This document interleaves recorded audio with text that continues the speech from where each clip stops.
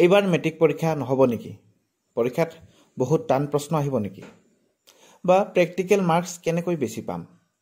এই সকলোবোৰ প্ৰশ্ন উত্তৰ সাঙুৰি এই ভিডিঅ'টো প্ৰস্তুত কৰিছোঁ, য'ত তোমালোকে ভাল নম্বৰ পোৱাৰ কিছুমান উপায় লগতে পৰীক্ষাৰ প্ৰস্তুতি সম্বন্ধে চমু আলোকপাত আগবঢ়াইছোঁ। গতিকে ভিডিঅ'টো স্কিপ নকৰাকৈ শেষলৈকে চাব। ভিডিঅ'টো আৰম্ভ হোৱাৰ আগতে এটা বিনম্ৰ অনুৰোধ, যাতে চেনেলটো লাইক কৰা, ছাবস্ক্ৰাইব কৰা আৰু শ্বেয়াৰ কৰি দিয়া, যাতে তোমালোকৰ বন্ধু বান্ধৱীসকলেও এই ভিডিঅ'টো চাব পাৰে।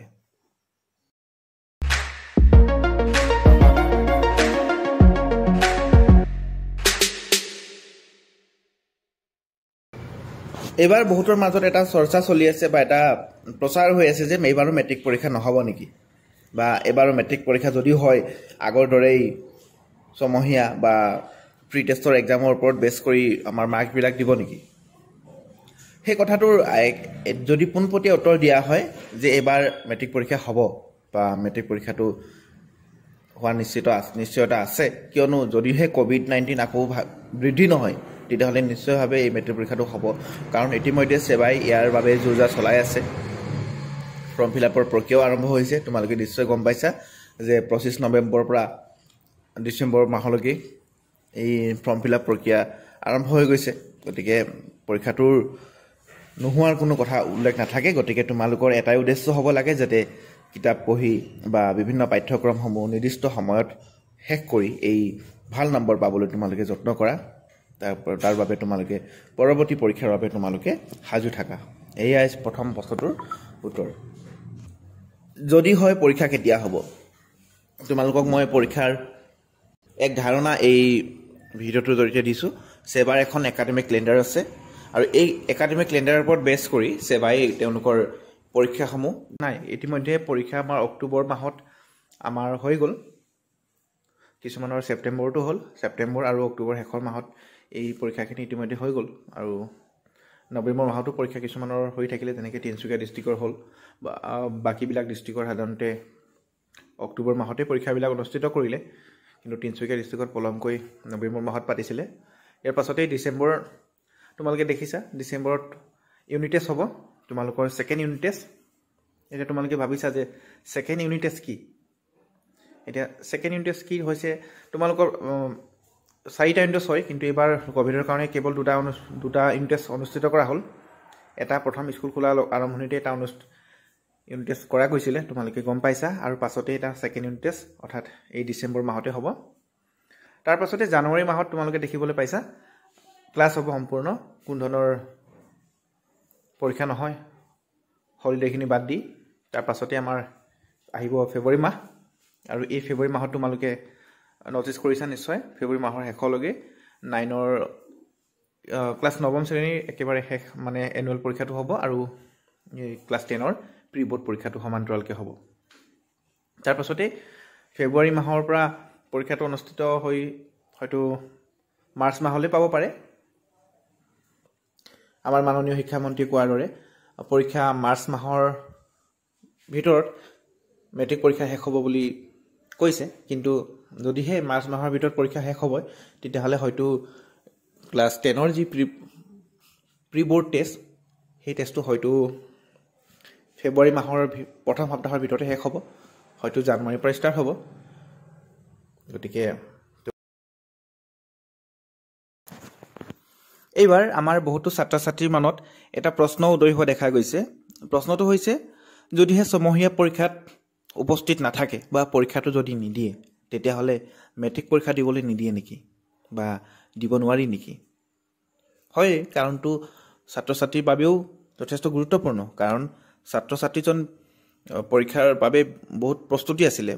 যেনেকৈ ছাত্ৰ ছাত্ৰীজন আমাৰ মনত যদি ধৰি লওঁ, সেইটো চোকা আছিলে ছাত্ৰ ছাত্ৰীজন, তেখেতৰ কিবা অসুখ হ'ল বা কিবা এক্সিডেণ্টেই হ'ল, তাৰ কাৰণে পৰীক্ষাত উপস্থিত থাকিব নোৱাৰিলে, কি পৰৱৰ্তী পৰীক্ষাত তেখেত অৱতীৰ্ণ হ'ব নোৱাৰিব নেকি? কথাটো হৈছে তেনেকুৱা কথা নহয়, কিন্তু সেৱাৰ এটা নটিফিকেশ্যন আছে। আমি প্ৰথমে সেৱাৰ নটিফিকেশ্যনটো চাই ল'ব লাগিব ফৰ্ম ফিল আপৰ। ফৰ্ম ফিল আপৰ নটিফিকেশ্যনত প্ৰথম এখন দিছে, ইয়াত দুখন নটিফিকেশ্যন প্ৰকাশ কৰিছিলে।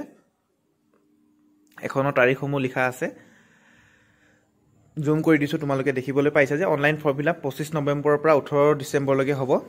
হয় 18 ডিচেম্বৰলৈকে হ'ব, কিন্তু 18 ডিচেম্বৰলৈকে আমাৰ ছাত্ৰ ছাত্ৰীসকল নিশ্চয় ৰৈ নাথাকিবা, কাৰণ 18 নৱেম্বৰটো হৈছে স্কুলৰ বাবে এই সময়। তোমালোকৰ বাবে হয়তো সময় স্কুলত বিভিন্ন সময়ত স্কুলত বেলেগ ধৰণে দিব, হয়তো অলপ আগুৱাই দিব। গতিকে তোমালোকে লাষ্ট ডেটলৈ কেতিয়াও ৰৈ নাথাকিবা। তাৰপৰা তোমালোকে এতিয়া এই সময়খিনি দিয়াৰ পাছতে তোমালোকে ইয়াৰ পাছতে চোৱা আৰু এটা নটিফিকেশ্যন আছে, একে লগতে প্ৰকাশ হৈছিলে। ইয়াত ফৰ্ম ফিল আপৰ টকাখিনিৰ বাহিৰে আৰু বেলেগ কিবা এটা লিখা আছে। একেবাৰে তলত যদি চোৱা হয় যে নম্বৰ যিটো অপশ্যন, নম্বৰ দিয়া আছে, the candidate who have not appeared in the half yearly examination of class 10 held in the month of October 2021 shall not be eligible to sit in the HSLC বা AHM examination 2022. গতিকে বিশেষটো কথাটো স্পষ্টকৈ কৈ দিয়া আছে, shall not be eligible কৈ দিয়া আছে। গতিকে তোমালোকে নিশ্চয় বুজিবলৈ পাইছা। কিন্তু বিশেষ কাৰণত যদিহে পৰীক্ষাত উপস্থিত থাকিব নোৱাৰিলে, তো তেতিয়াহ'লে নিশ্চয় প্ৰধান শিক্ষকলৈ তোমালোকে এখন এপ্লিকেশ্যন লিখিবা, আৰু সেই এপ্লিকেশ্যনখনত বিশেষ কাৰণ লগতে কাৰণৰ স্পষ্টীকৰণ তোমালোকে দিব লাগিব। নিশ্চয় প্ৰধান শিক্ষকৰ হাতত এই ক্ষমতাটো থাকিব। তেখেতে নিশ্চয় আইচ অফিচ বা বিভিন্ন সেৱাৰ কৰ্তৃপক্ষৰ লগত যোগাযোগ কৰিব। যদিহে উপযোগী বুলি ভাবে হয়তো পৰীক্ষা দিবলৈ তোমালোকক দিবও পাৰে, নতুবা তোমালোকৰ বাবে এটা এক্সট্ৰা ছমহীয়া পৰীক্ষা ল'বলৈও ক'ব পাৰে। গতিকে নিশ্চয় তোমালোকৰ এটা সুবিধা এটা আছে, কিন্তু সেই সুবিধাটো বৰ বেছি দিন হয়তো নহ'ব। গতিকে তোমালোকে প্ৰধান শিক্ষকলৈ এখন এপ্লিকেশ্যন লিখিব লাগিব, আৰু সেই এপ্লিকেশ্যনখনত এই স্পেচিফিকখিনি দিব লাগিব। তাৰপিছতে তেখেতৰ লগত যদি সুবিধাজনক হয় বা দিব পৰা যোগ্য হয়, তেওঁলোকক নিশ্চয় সেই পৰীক্ষাত উপস্থিত নাথাকিলেও পৰীক্ষাটো নিশ্চয় দিবলৈ এটা সুবিধা কৰি দিব।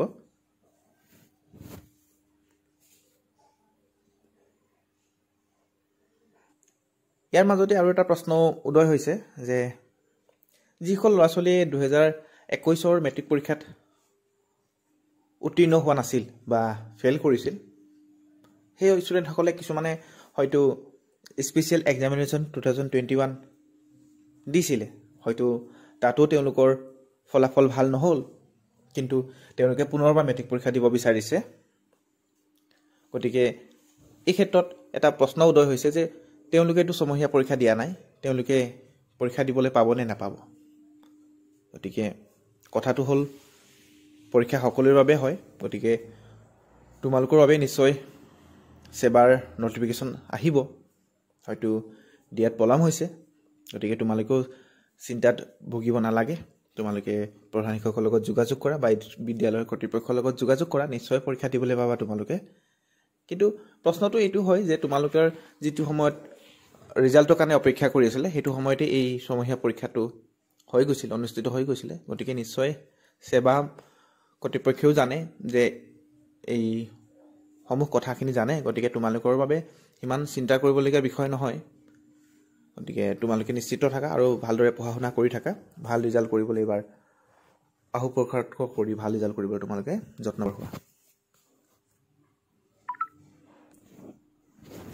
এইবাৰ মেট্ৰিক পৰীক্ষাত বহুত টান প্ৰশ্ন আহিব নেকি, বা আমাৰ বাবে পাছ কৰাটো সহজ নহ'ব নেকি? এই প্ৰশ্নবিলাকৰ যদি উত্তৰ দিয়া হয়, তেতিয়াহ'লে সেইটোৱে হৈছে যে এই প্ৰশ্নবিলাকৰ কোনো যুক্তিযুক্ততা নাথাকে। পৰীক্ষা টান হোৱা বা সহজ হোৱা বা ফেইল কৰা কোনো নিৰ্ণয় কৰে তোমালোকে কিদৰে পঢ়া বা তোমালোকে কিদৰে আয়ত্ব কৰা। গতিকে তোমালোকৰ আয়ত্ব তোমালোকে বজাই ৰাখা, তোমালোকে ভালদৰে অধ্যয়ন কৰা, আমাৰ সন্মানীয় শিক্ষাগুৰুসকলৰ পৰামৰ্শ মানা, পাঠদান নিয়মীয়া কৰা, লগতে বিদ্যালয়লৈ নিয়মিতভাৱে অহা যোৱা কৰা। নিশ্চয় তোমালোকে পাছ কৰিবা। আৰু প্ৰশ্ন টান বা সহজ অহাত কোনো প্ৰাধান্য নাৰাখে।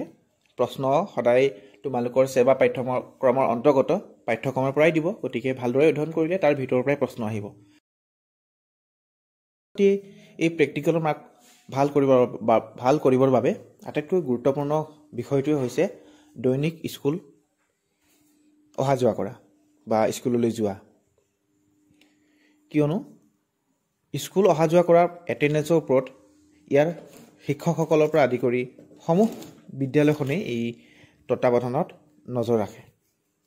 গতিকে তোমালোকে বিদ্যালয়লৈ যোৱাটো আটাইতকৈ কৰ্তব্য বা কৰণীয় কাৰ্য। কিছুমানে ষ্টুডেণ্টে আমাৰ বিদ্যালয় দেখা যায় যে মাজে মাজে বিদ্যালয় যায়, বহুত সময় বিদ্যালয়ত যোৱা দেখা নাযায়, কিন্তু অৱশ্যে আজিকালি প্ৰায়ভাগ ষ্টুডেণ্টেই আমাৰ বিদ্যালয়লৈ আহে, তথাপিও তাৰ মাজেৰে থাকি যায়। সেইখিনি মই সকলৰ কাৰণে কৈছোঁ। গতিকে তোমালোকে বিদ্যালয়লৈ যোৱা আৰু যিসমূহ প্ৰেক্টিকেল দিয়ে, প্ৰেক্টিকেলসমূহ সদায় সাধাৰণতে নিকা আৰু স্পষ্ট ভাৱৰ হ'ব লাগে।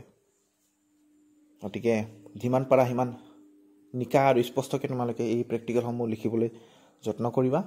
আৰু এই প্ৰেক্টিকেলসমূহক তোমালোকে দেখা যায় যে প্ৰেক্টিকেলসমূহ কোনোবা গাৰ্জেন নতুবা কোনোবা অভিজ্ঞ ব্যক্তিসকলৰ দ্বাৰা এই প্ৰেক্টিকেলসমূহ আমাৰ ছাত্ৰ ছাত্ৰীসকলে বনাই নিয়া দেখা যায়। গতিকে তোমালোকে সেইটো নকৰিবা। যিটো নিজেই পাৰা, যি ধৰণে নিজেই সুন্দৰভাৱে লিখিব পাৰা বা যিমানটো পাৰিছা তোমালোকে সিমানটো প্ৰচেষ্টা ৰাখি তোমালোকে এই প্ৰেক্টিকেলসমূহ কৰিবলৈ যত্ন কৰিবা। কাৰণ এজন শিক্ষকেও যেতিয়া মূল্যাংকন কৰে তেতিয়া নিশ্চয় গম পায় যে এই ছাত্ৰ ছাত্ৰীজনেই এই প্ৰেক্টিকেলটো বনাইছে বা বেলেগে কোনোবাই বনাই দিছে। নিশ্চয় শিক্ষকজনো অভিজ্ঞ হ'ব এই বিষয়ত। গতিকে তোমালোকে সেইটো ভুল নকৰিবা। গতিকে নিজেই পৰাপক্ষত ভালদৰে বনাবলৈ চেষ্টা কৰিবা বা লিখিব চেষ্টা কৰিবা। অভিজ্ঞজনৰ পৰামৰ্শ ল'বা। এতিয়া প্ৰেক্টিকেল মাৰ্কৰ ওপৰত এইখিনি। গতিকে প্ৰেক্টিকেলৰ মাৰ্কৰ ওপৰত এইখিনি যদি তোমালোকে ভালদৰে কৰা হয়, নিশ্চয় তোমালোকক প্ৰেক্টিকেল মাৰ্ক ভালদৰে দিব। গতিকে তোমালোকে ইমান চিন্তা কৰিবলগীয়া নাই।